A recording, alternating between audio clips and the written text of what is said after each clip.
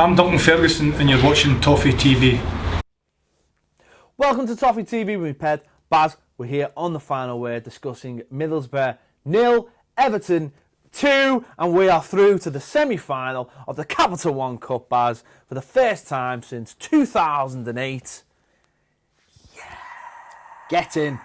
No fume today. No fume. No little men getting knocked over. Just happy faces, happy smiley faces.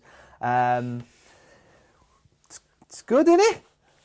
It's good. This semi-final lark is exciting, isn't it? I'm excited. Two games from Wembley. 2 games from Wembley. 180 minutes. No one Everton, that'll be 210 minutes. Yeah.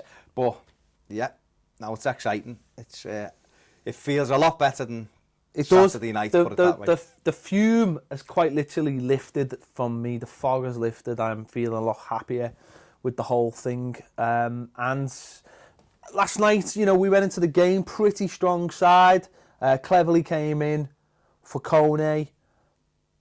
Leon Osman came in for James McCarthy, a worthy replacement. I think you've got them wrong, but yeah, the other way down. Well, you know, of course, Cleverly played in the middle. Well, Osman came in as captain. He did. That's what Osman. And Joel came in. What a guy. What a keeper. Came in for Tim Howard. And, you know, pretty much they all pretty much slotted in.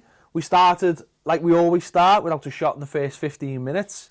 Got into the game, relaxed into the game, and then once we were settled, we just took over the game in that first half, and things quickly escalated with Gerard Deulofeu picking the ball up, middle of the park, running the defence, little check onto his right foot, and then just killed it into the bottom corner. Like what?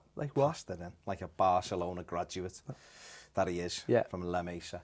I thought the Everton started the game very well, actually, just in terms of being set nice and solid and quietened the crowd down. Didn't quieten ours down. Ours were fantastic, our fans last night.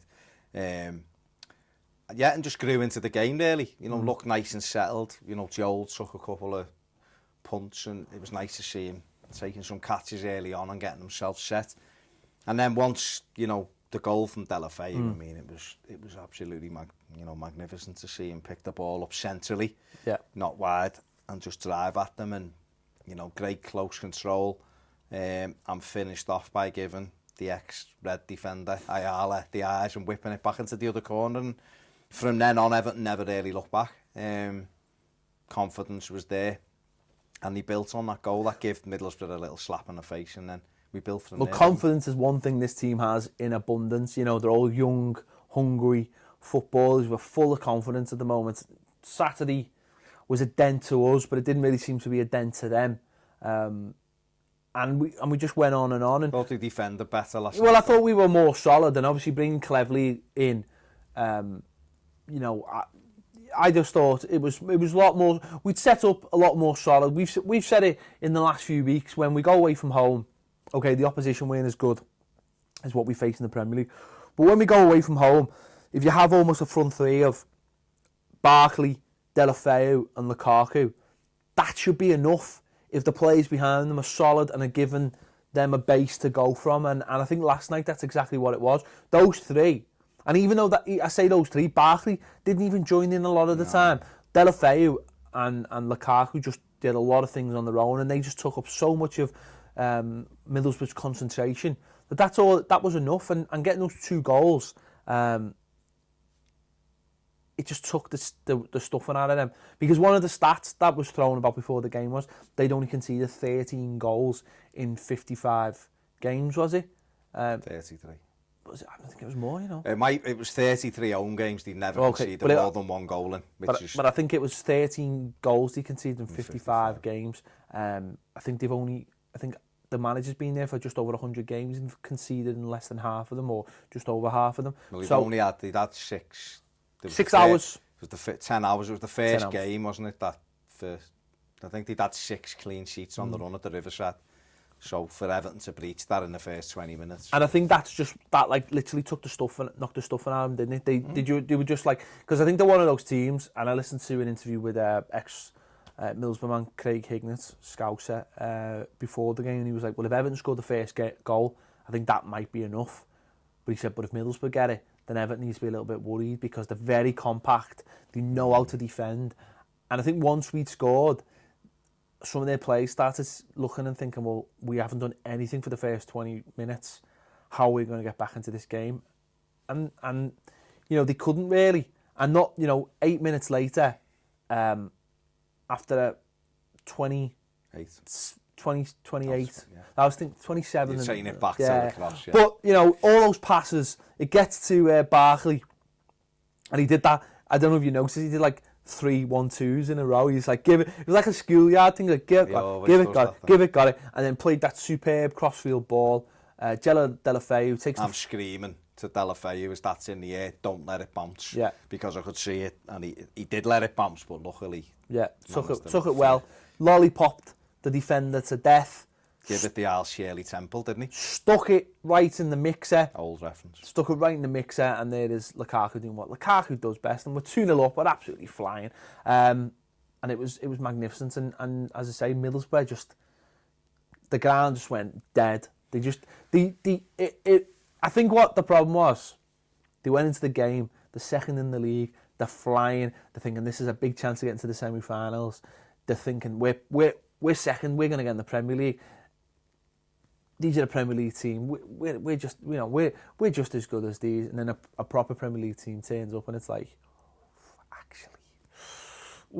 actually, we're not ready for this. No, I mean, I spoke to a couple on Twitter and who were quite confident before the game, and they were like, one of them said, "You're on a bit of a downward spiral now, and we're on the way." And I was like, we haven't lost in 5 or 6 games, other than Saturday, and we're scoring low. I said, we're scoring lots of goals.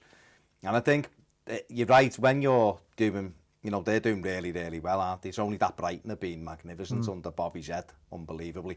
They've 18 unbeaten, I think, Brighton are, so they're top, Borough the second, doing really well. They had a good win at the weekend. When you don't concede goals at home, and then the next minute you go one down, that should really, you know, make you go, right, we've got to step it up a bit. And I just don't think they were confident. They looked around and seen Deulofeu beating players for fun, and seen Lukaku and Barkley getting the second goal. They knew it was a mountain to climb. And then, I mean, that, you know, 28 passes before Lukaku heads it in is magnificent, isn't it? It's all, Martinez will be watching that on his knees in the shower with the arm up, won't he, giving it all out on his, he's probably got a telly in the shower as well, he'd be loving that. Great football, great crossfield ball. Shirley Temple, like you say, on the full-back. And it was the header was carbon copy Aston Villa. Yeah. Lukaku was jackknifed it into that far corner. And from then on, it was, we kind of done everything we should have done at the weekend in terms of making sure that we were compact. Just going back to the left-hand side, I thought Osman done really, really well up to a point. It was nice and solid, and you could see my mate was having a nervous breakdown with him because he just can't have him for a second. But what I was trying to say to him was, sometimes in these games, got to have someone who's a little bit disciplined. Yeah. And as much as I want to see Kevin Morales playing out there and playing well, I don't think he deserves to be there at the minute, but playing well, or I want to see an Aaron Lennon or an attacking player. Last night, given that Galloway was behind him, it was someone who was experienced enough just to have a feel of that first hour, see what these have got. Yeah. After the hour, he should have been replaced. But Everton done well. He kept nice and compact and got through to half-time, and probably could have added another 1 or 2 again, like the weekend. The last 5 minutes, they literally, in that first half, started doing what they'd done against Sunderland, Villa, Bournemouth, and you're thinking, if these get in now, because they come, if you remember, they had a little flurry the last couple of minutes of the first half. Well, yeah, you're absolutely right what you said about the left-hand side. As I say, we set up, whichever way you look at it, we set up with, it was almost 4-3-3, but the 3 were right across. Barry, magnificent again, absolutely magnificent. Tom Cleverley was excellent for a player who's been out for so long, just came in and did his job. He let other players play. Barkley, I thought, he wasn't his best game, but he was disciplined as well. He was losing the ball in areas where you can almost allow him to lose the ball, so that wasn't too bad. If he clicks, you are getting Ross Sedan, well, because look, I think the good thing is though, Ross, hasn't played that well in the last couple of games, but his level now is so much higher. Yeah. You know, like this time last year when he wasn't playing well, oh my God, he stunk the place out. He was like losing the ball. This at the moment would be, last year would be going, he's doing great. Yeah. Where, because for the first couple of months, he was on another level.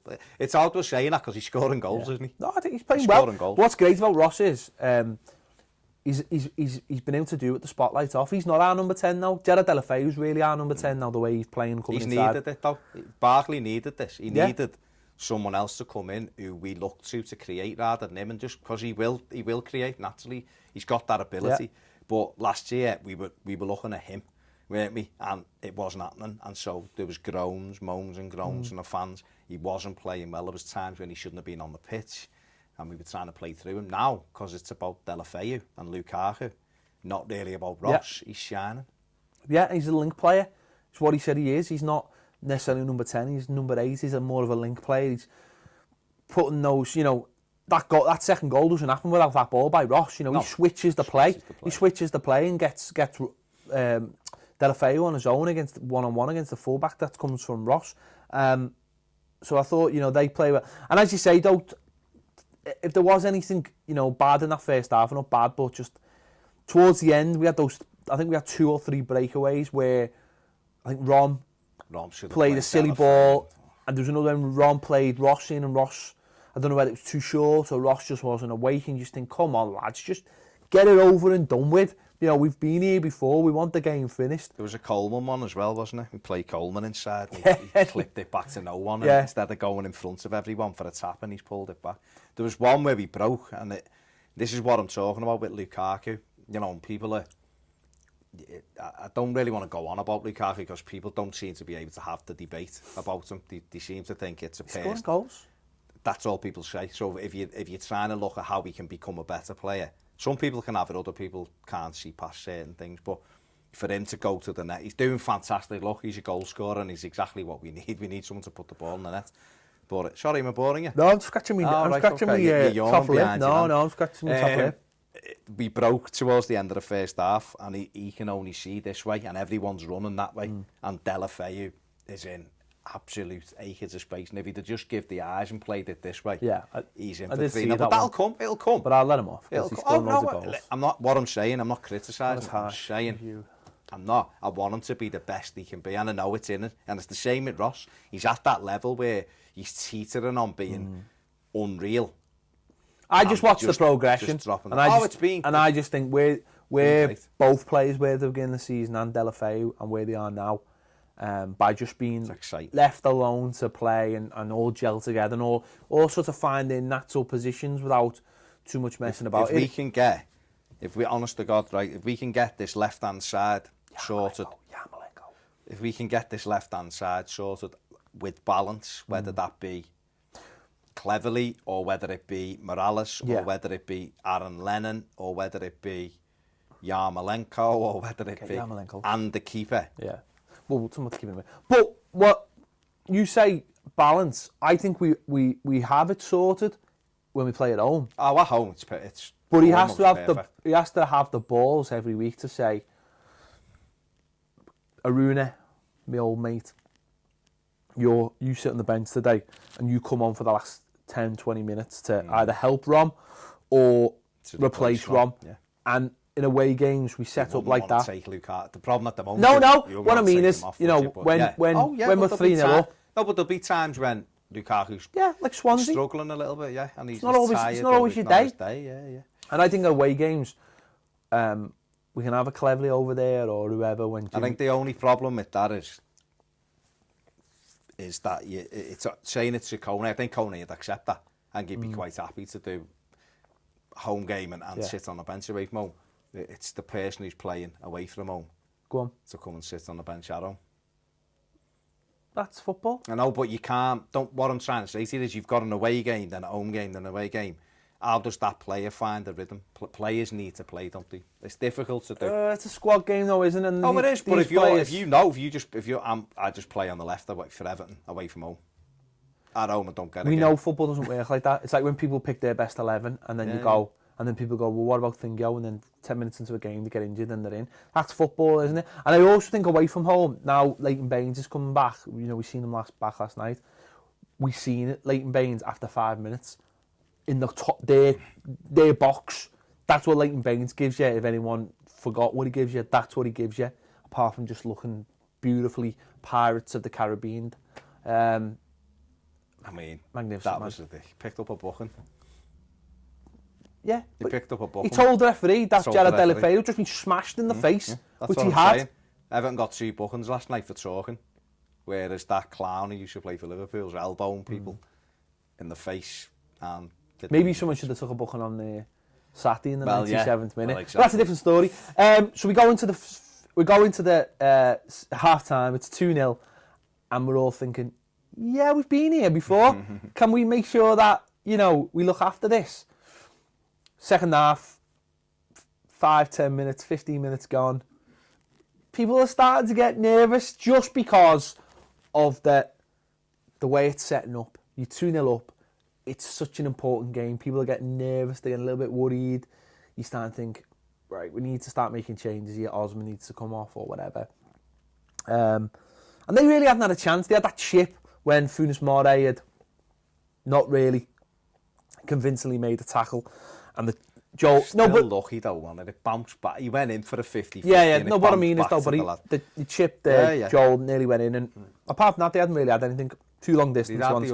They'd had one in the box where the kid cut in and hit it, and he's held onto it, 3 men round him, and people are running in. And don't worry, we'll talk about Joel in a minute. Don't you worry. They hadn't had a chance, but they had. No, but what I mean, they had half chances. Yeah. But people are starting to get nervous then, aren't they? Because you can understand that. But I always felt, watching it was a bit different. That we were actually in control of the game. It was a lot different from Saturday. I felt like we were in control. I felt like there was no... They were never getting ahead of steam because there was no talent on the pitch. He made loads of changes. No, they were very well organised. I thought they played good, nice football. They were very well organised, but there was no standout player. Stuart Darling was supposed to be the player who was going to hurt us. They had the likes of Nugent on the bench who didn't even come off the bench. And you're thinking, these haven't got anything to it. This is going to be self-destructive if it happens. And I just thought the longer we've been, we know what self-destruct looks like with Evertonians. Yeah. But I just thought we needed the third, would have been nice. But the difference in this game on Saturday was we did always have the outball. There was always the outball. Jerry was always a willing runner. Lukaku, although he had one of those nights where everything just seemed to bounce off in the second half, he was an outball as well. And I always felt, especially with Barry was magnificent second half. He was breaking things up. And every time actually in this game, we had the chance to break it up, we kept it. Whereas on Saturday, we just kicked it away at times and it came back. But I thought in this game, we kept it, we moved it. And I wasn't really too worried. I was worried. If they'd have scored, you'd have been worried. But I was worried by the whole, please don't lose this game. Yeah. But watching as opposed to the game. But watching the game, I was thinking, actually, we're all right. I think what we done better than Saturday, we kept compact. We went ragged on Saturday in that second half, and we were chasing shadow, which I find hard to believe. But we were that far off the pace on Saturday. That I think what Saturday was it wasn't easy in the first 45 minutes on Saturday, but we hadn't really done much, and we were winning 2-0. Didn't get out of second gear. So we didn't have to. So when we started the second half, you'll have played in games yourself where you think, these aren't getting back into this. And everything drops. And unfortunately, or fortunately, whichever way you want to look at it, in the Premier League, you can't drop your level. We saw it against Sunderland at home a few weeks ago. We were 2-0 up. It was cigar time. It was easy. They hadn't even been in that. Oh, sorry, they did the post, hadn't they? But when we went 2-0 up, you were thinking this would be 4 or 5. And it ended up like that, not after we give 2 away. It was very quickly 2-2. And luckily that day we stepped up again and scored and then went on from there. On Saturday we didn't. We were ragged. We never got hold of the game. What we done better last night was when they got a little bit of head of steam, and he had a couple of little goals, we started going down, getting free kicks and breaking it up and people holding the shit. And Stone's done it a couple of times, very good, rolled around a bit. Jerry done it cleverly. Not cheating, but he took the foul. Gareth Barry's magnificent at it. He's just magnificent at it. He just waits, goes down, sits down, and then, playing in a game at any level, if the team's breaking it up, when you feel as though you get momentum, you start getting a bit. And the other thing we done last night, we cleared our lines as well, as well he did at times. And that's all you need to do, defend properly. And so from that level, we did feel like we had them at this. And I don't think they had the belief that they could really turn it that was the big difference, They didn't have it. For me, they just didn't have the play, just didn't have enough quality to open us up. We did get complacent second half. A few times John Stones got a little bit complacent in his distribution of the ball, trying to be too clever at times, trying to find angles that just weren't there. Or even thinking too far ahead, playing it to places where maybe him as whacked one at Murray, and the commentator went, "Oh, Murray's touch." Not about a touch, he lashed it at him with 3 men round. Well, Murray's distribution wasn't amazing either. Nobody listen. No, but he defended, and that's good enough. But we defended. I mean, the only time in the second half we switched off was that cross where he got the free header. Now, John Stones should be aware of it. John Stones is saying to Seamus Coleman, "Why haven't you told me there's someone behind him?" And I think at times, especially when there's no leader in the back four, like a Jags, who's going to say, "Wake up, will you?" Or, this is where you should be. John Stones is the leader back there, isn't he? But he's still a kid, so he's going to be prone to mistakes. Yeah, prone to mistakes, but he was one. The chance you're talking about, it was his man. You can't. It's one of them. You see it when you play. Lad misses a chance and blames someone else for not telling him he had time. He's a professional footballer. He's man. If you take it back, he's ball watching. If you take it back, he can't ball. No, I'm just saying he's ball watching. But also, if you take it back, he's here. That's Struani or whatever his name is there with Stones, and it's wide. All Stones is worried about should be him. So it's this: get old, touch tight. As the cross comes in, you know where you are. He doesn't.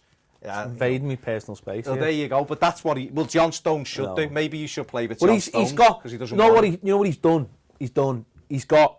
He's switched off. He's got the wrong body shape. He's full onto the ball. He's gone under the ball. So he needs to be like that. He needs to be like. You shouldn't. If you go man for man, you don't have to do that face. If you go on man for man, which is all it was, they had one forward on. It was his man. Okay. Let's not criticise too much. I will criticise him because everyone tells me he's the greatest player in the world, and I love him and I want him to get better. So. That could have been a goal, couldn't it? It could have, yeah. But there would have been other people. If Tim Howard had made a similar mistake, you'd be all over it, or we'd be criticising. So John Stones isn't fireproof, and what I'm saying he's not fireproof, no. What I'm saying is just that's basic stuff. So he needs to, and I'm quite sure. Don't think that many human beings are fireproof. Okay.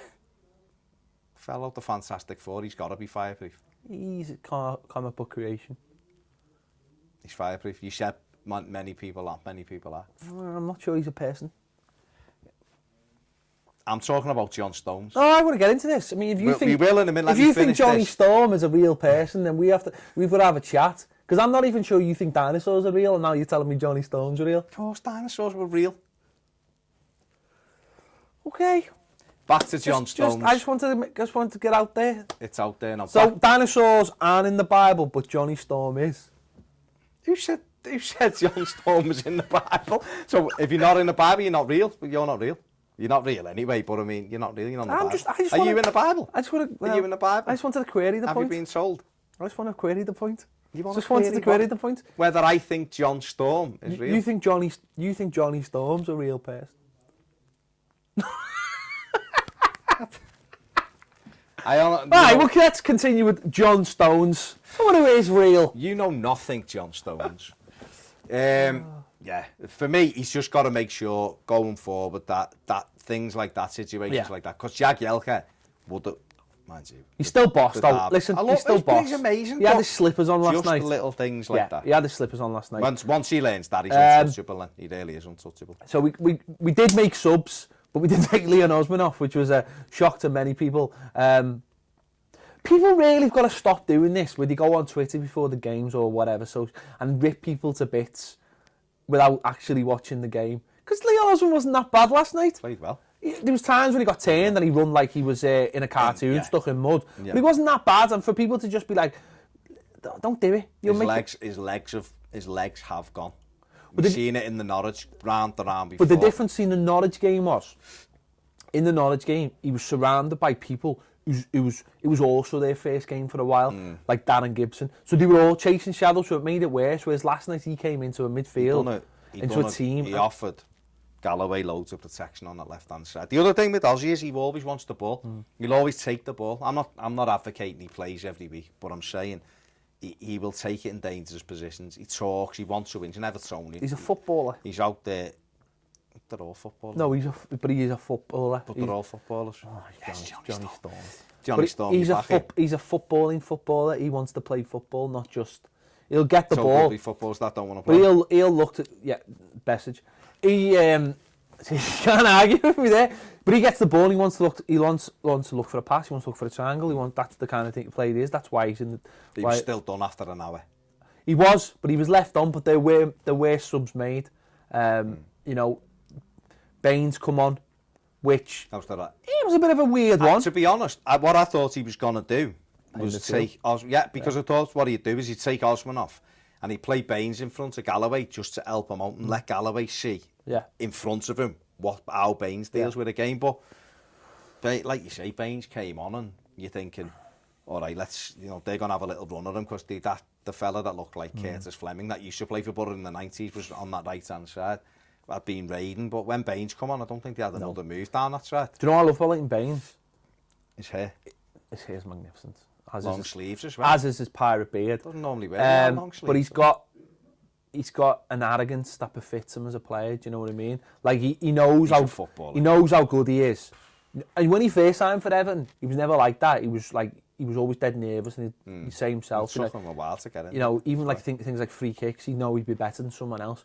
But he is like a proper leader, Baines. Now, he'd go into the team and tell people what's what. He will. I saw someone saying one of our things that he's crap on. He's not crap. He's not crap. So I don't know. Listen, I seen someone laughing the other day when James McCarthy got injured. One of our fans, because he's crap.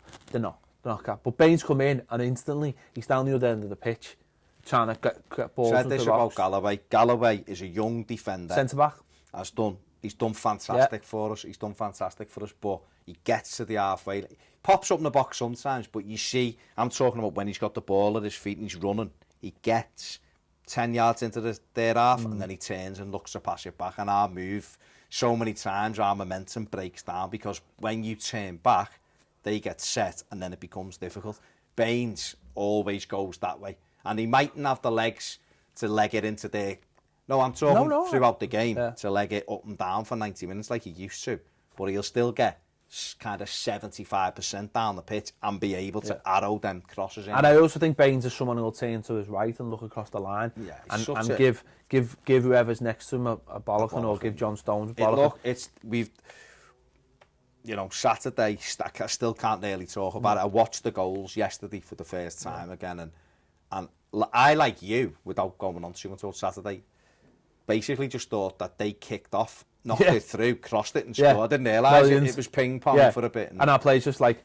no one was interested, But, we're in a semi-final of a cup that we don't normally do very well in. So even if the worst came to the worst, we've still had a good run in it. But, we're not thinking like that. But in the semi-final of a cup, we're handily placed in the league. We should be even better placed in the league. We've blown massive amounts of points.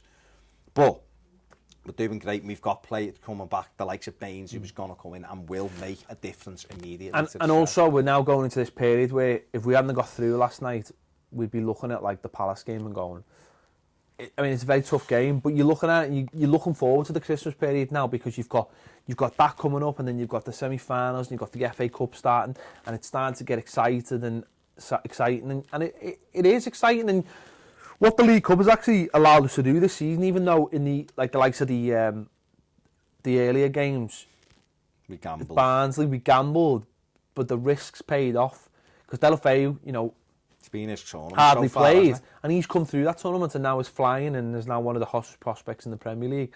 Rom was scoring goals in it. Ross elevated himself in those games early on, and it's been a young players tournament, and they've come through that brilliantly. So one thing I just want to mention, like I said I was going to mention before, I thought Joel Robles was brilliant last night without having to be anything spectacular. But I was talking to someone the other day, arguing with someone about Tim Howard, and again the stats were getting thrown at me, how he's one of the best goalkeepers. And One of the things that we've got to accept about this Everton team and about Roberto Martinez is it's always going to be cavalier. It's always going to take risks. It's always going to leave itself exposed.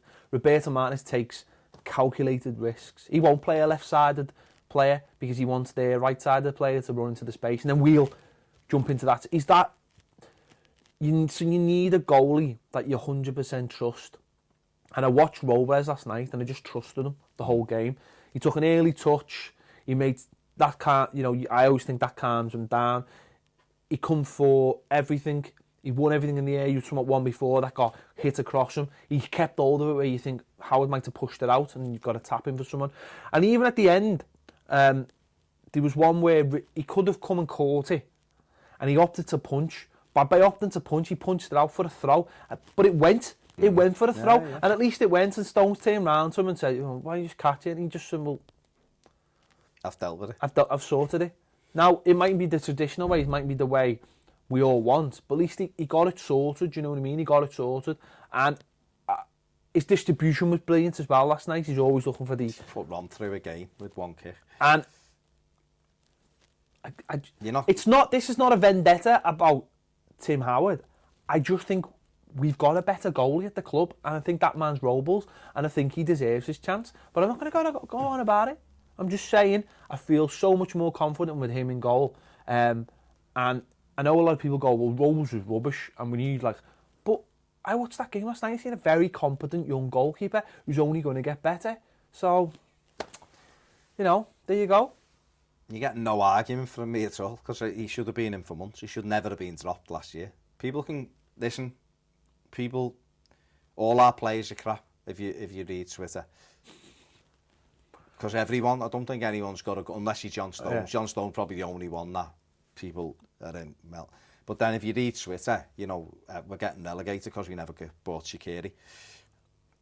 And I'm not going to, it is what it is, but I'm not going to go on about what my thoughts on Shaqiri, which again, once again have been proved 100% spot on. I like Shaqiri. But back to Robles. Robles has been fantastic. People have a go on him. You're the goalkeeper that plays every 4 weeks.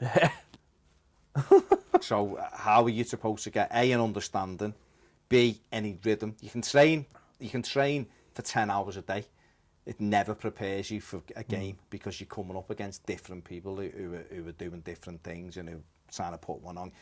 Early on, when the ball goes up and he goes to catch it, and a fella just cracks him. Yeah. Referee, I wasn't a booking, is unbelievable, but he bounced straight back up, took the ball down, get on with it. But by even coming out and trying to catch it, he forced the player to kick him. And how many times have we said that about Howard? Every single time he made a decision. I've got no issue with him, mate, and he will get the odd one wrong because he's coming for things. Joe Hart does it for City. He comes for everything, and sometimes he's Superman. The ball goes past him, and you go, that's a clanger. But he's a proactive goalkeeper. We've got a reactive goalkeeper when Howard plays in goal, and it's not the right way to be for the simple reason that his reactions aren't as sharp. Tim Howard is still a decent goalkeeper. There's no people will either go he's better than that or he's worse than that. For me, he's a competent goalkeeper, right? Tim Howard. Go on. But we've got a young, and if we're about youth and if we're about growing and building a team, then for me, we are at now the tipping point where Joel has to have 10 or 15 games. He got in under Martinez at Wigan when Al Habsi was the number one. He played in cup games and he stayed in unbelievably. He got to stay in, and it resulted in... None of you watched Al Habsi. He got. What I'm saying is Martinez went on about Al Habsi, and he got in, Joel, and won the FA Cup with them. And I remember the cup final. He made about 3 worldies from Aguero, and he won the cup final. And that's what we need now. He's done everything. He makes decisions. He comes and catches. He punches. He's quick. There was a couple he come flying off his line very quickly and eradicated any of the danger. His hands were good. We had a shot from Adam Forshaw, which went like a rocket with players running in. He held on to it. He's done everything that can be expected of him. And fans to have this thing of he's crap, we need a new goalkeeper. He's about 22, isn't he? And he's played it. He hasn't played enough games. So 22, 23. Give him 100 games and then got an FA Cup winners medal already. And as I've said so many times, this is not how no one's having a go at Tim Howard. But what we are. No, I'm not. I'm not. I'm just saying. I think we've got a better goalkeeper. It's about playing. It's about listen. People can criticise or agree, right? Yeah. But me and you sit here and we want the best Everton team that can be. Do you know what I mean? That I just want This is why sometimes I'm critical of Lukaku, because I see him and I think you've got more there. Just do the basics better, and you will go up again. Barkley, the same. We've got a young goalkeeper who I believe should be in now, because we should be going. Everything else is, we've got a great right back, fantastic left back. We've got an unbelievable young centre half.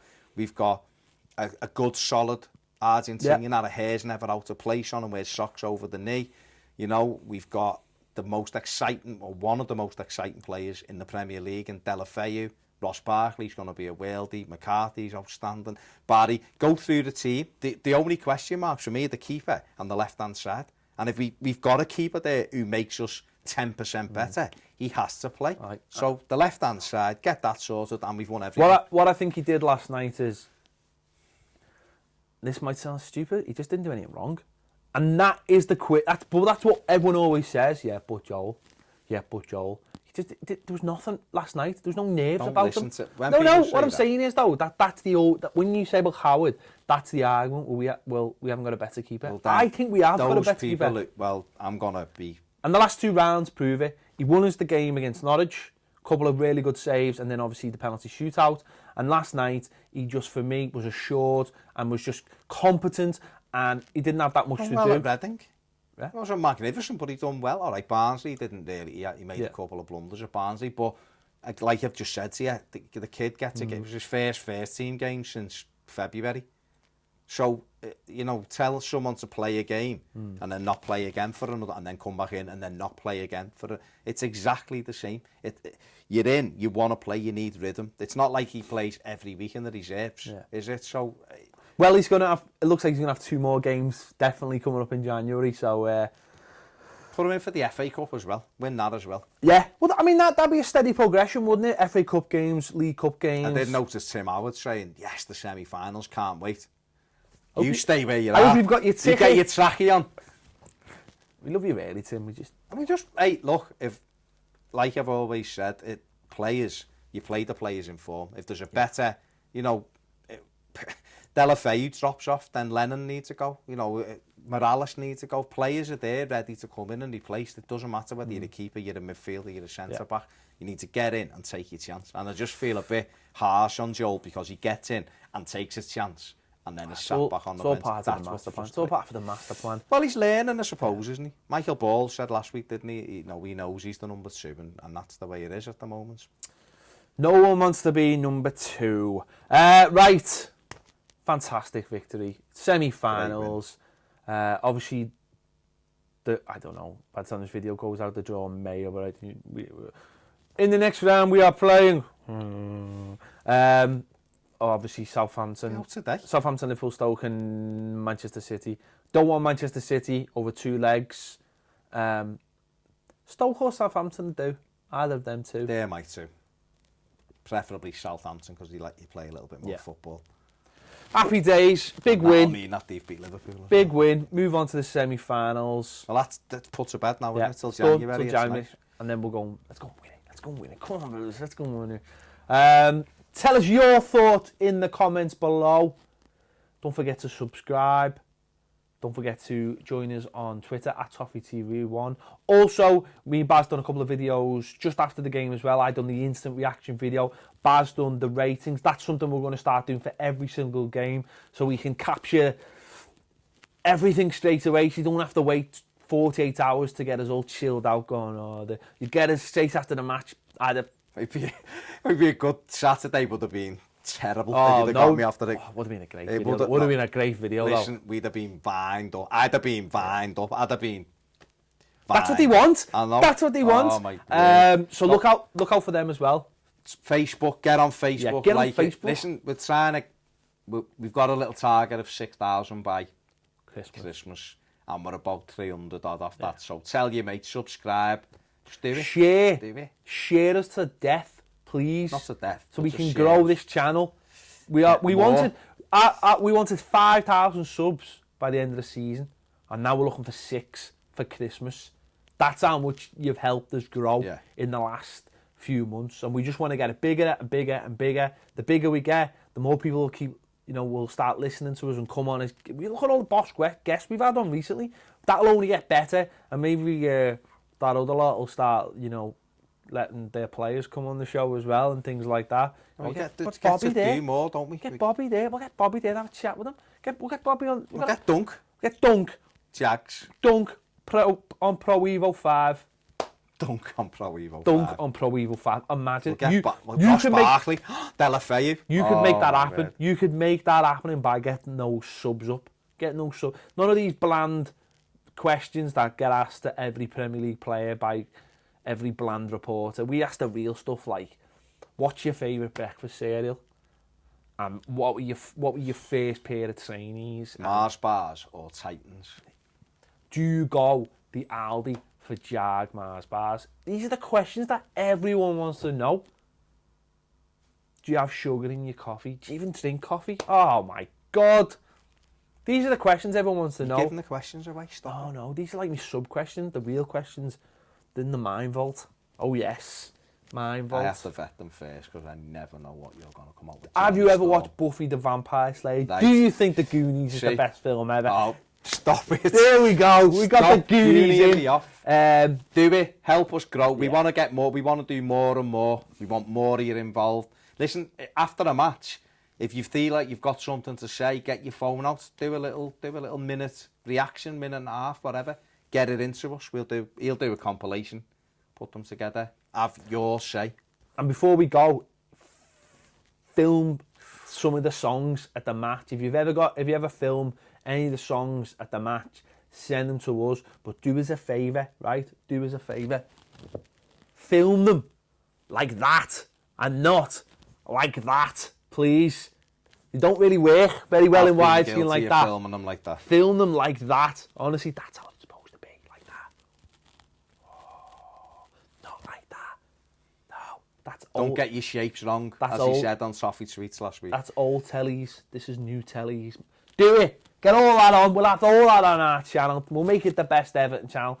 It is already, by the way. Right, thanks for watching. We'll catch you later on Toffee TV. Martinez, and you're watching